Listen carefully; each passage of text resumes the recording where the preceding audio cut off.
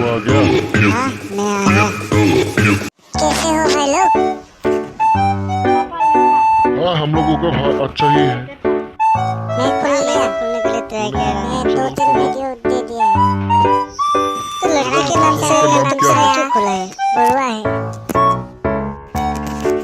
मैंने वो मेरा बीवी ने मेरा नाम सर्च कर लिया है, इसलिए तो रखना पड़ा। नाम रखने से कुछ नहीं होता है।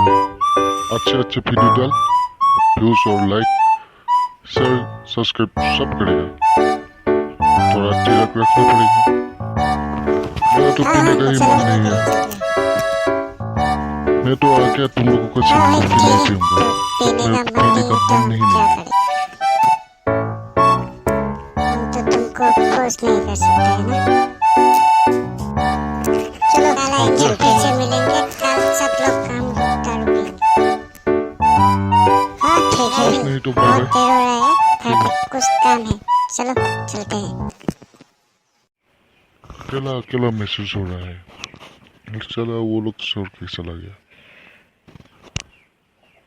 बर्फ का मौसम कितना अच्छा है ना।